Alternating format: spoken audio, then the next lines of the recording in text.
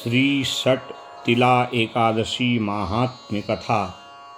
मंगलम भगवान विष्णु मंगलम गरुड़ध्वज मंगलम पुंडरीकाक्ष मंगलायतनं हरिः। तिलाः पुण्या पवित्राश्च सर्वकामफलप्रदा कृष्णाश्चैव तथा शुक्ला विष्णुगात्रसमुद्भवा। यानि कानि च पापानि ब्रह्महत्या समानि च तिलपात्रप्रदानेन तानि नश्यन्तु मे सदा। तिलाः सुवर्णसमायुक्ता दुरितक्षयकारकाः विष्णोः प्रीतिकरा नित्यम् अतः शान्तिं प्रयच्छ मे। षठ तिला एकादशी के दिन तिलों का 6 प्रकार से प्रयोग करना चाहिए, इसीलिए इसका नाम षठ तिला एकादशी है। तिल का उबटन लगाना, जल में तिल डाल करके स्नान करना, तिल का प्राशन करना, पितरों के निमित्त तिल से तर्पण करना, तिल का दान और देवताओं को प्रसन्न करने के लिए तिल से हवन करना, ये 6 कर्म षठ तिला एकादशी को हर वैष्णव को करने चाहिए। एक बार भगवान श्री कृष्ण युधिष्ठिर महाराज जी से कहते हैं, हे युधिष्ठिर, मैं तुम्हें आज एकादशियों में श्रेष्ठ एकादशी षठ तिला एकादशी की महिमा सुनाता हूँ, जो माघ कृष्ण पक्ष के दिन आती है। जो भगवान विष्णु से प्रेम करने वाले वैष्णव हैं, वो मनोभाव से इस षठ तिला एकादशी का व्रत करते हैं। प्रातःकाल तिलों का उबटन लगाकर जल में तिल डाल के स्नान करना चाहिए।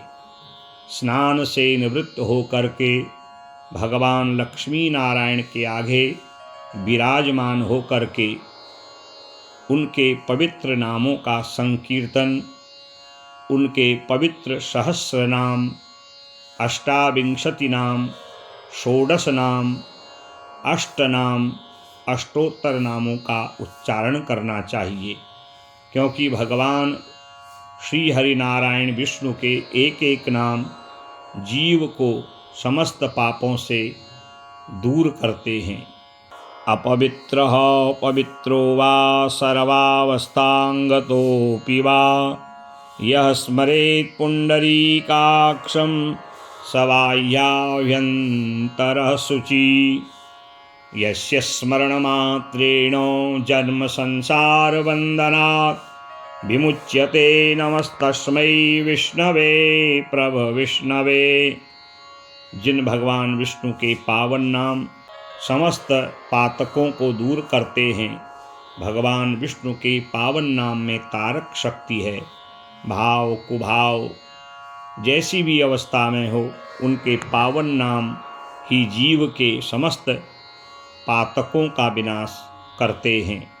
भगवान श्री कृष्ण कहते हैं, हे युधिष्ठिर, आज मैं तुम्हें षठ तिला एकादशी की महिमा सुनाता हूँ।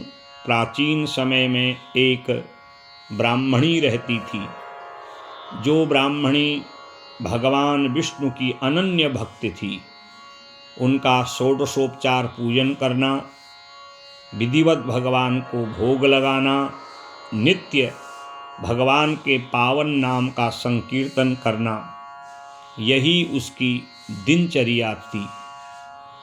परंतु सब कुछ होकर के भी वो न दान करती थी, न पुण्य करती थी, न तीर्थ करती थी, न कोई बहुत बड़ा व्रत करती थी।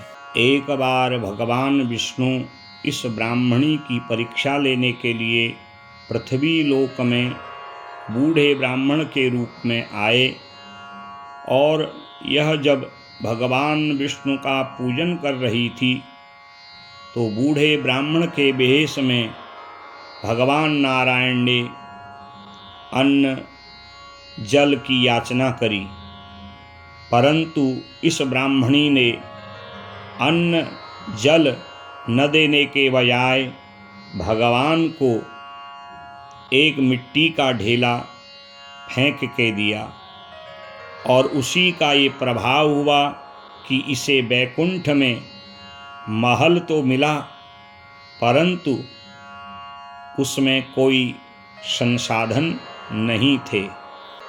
धीरे धीरे एक दिन वह ब्राह्मणी जब वृद्धा हुई तो विष्णु भगवान के पार्षद इसके प्राण लेने आए और भगवान विष्णु के बैकुंठ लोक को ले गए। और जहाँ भगवान विष्णु के व्रत पूजन करने के प्रभाव से इसे बहुत बड़ा एक महल वहाँ प्राप्त हुआ, परंतु जब भगवान विष्णु से इसने प्रश्न किया कि आपने मुझे इतना बड़ा भवन बैकुंठ में दे तो दिया, पर यहाँ किसी प्रकार की कोई वस्तु नहीं है, तो ऐसे सूने सूने भवन में मैं कैसे अपना गुजर बसर करूँगी। तब भगवान विष्णु ने कहा, हे ब्राह्मणी, तुमने जो मेरा पूजन जप तप व्रत किया उसका पुण्य तुम्हें बैकुंठ लोक का ये भवन के रूप में प्राप्त हो गया, परंतु जब मैं ब्राह्मण बन करके तेरे द्वार पर आया था और भिक्षा की याचना कर रहा था तो तूने कृपणतावश एक मिट्टी का ढेला मुझे फेंका था। उस मिट्टी को दान करने के प्रभाव से तुझे बैकुंठ में महल तो मिल गया, पर तूने जीवन में कोई अन्न वस्त्र धन दक्षिणा ब्राह्मणों को दान नहीं करी, जिसके कारण यह सारा महल सूना सूना तुझे मिला है। तब ब्राह्मणी कहती है, प्रभु मेरे अपराध को क्षमा करो। तब भगवान विष्णु कहते हैं, हे ब्राह्मणी, अब माघ कृष्ण पक्ष की षट तिला एकादशी आने वाली है। तू इस देवलोक की देवियों के साथ षट तिला एकादशी का विधि और विधान से व्रत कर, तो तेरा यह जो महल है तुझे संपूर्ण वैभवों से परिपूर्ण रूप में प्राप्त हो जाएगा। आज यह ब्राह्मणी भगवान के वचनों को सुन के गदगद हो गई।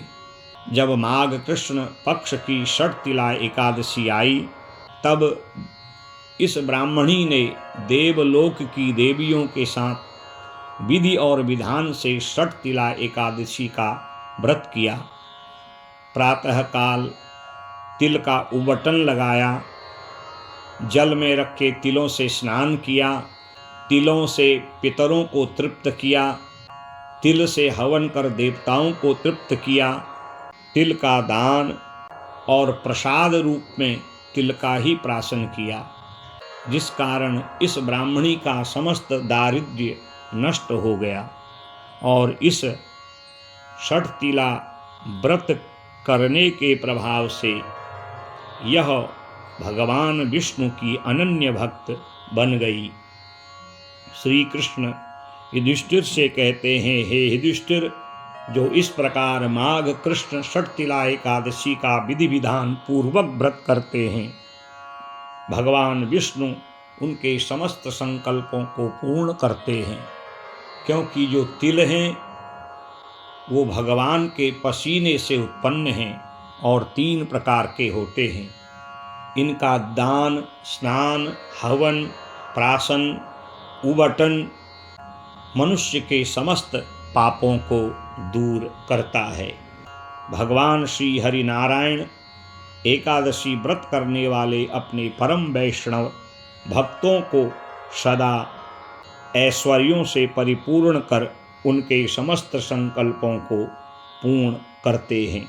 नारायणं गदाध्यक्षं गोविंदं कीर्तिभाजनं गोवर्धनोद्धरं देवं भूधरं भुवनेश्वरं वेतारं यज्ञपुरुषं यज्ञेशं यज्ञवाहकं चक्रपाणिं गदापाणिं शङ्खपाणिं नरोत्तमं वैकुण्ठं दुष्टदमनं भूगर्भं पीतवाससं त्रिविक्रमं त्रिकालज्ञं त्रिमूर्तिं नंदिकेश्वरम। इस प्रकार जो भगवान के पावन नाम के स्तोत्रों को वाणी से उच्चारण करता है, षटतिला एकादशी के दिन तिल का दान करके जो एकादशी को नियम पूर्वक करता है, भगवान विष्णु उनके समस्त संकल्पों को पूर्ण कर देते हैं। इसमें किसी प्रकार का कोई संशय नहीं है। हरि ओम तत्सत, हरि ओम तत्सत, हरि ओम तत्सत।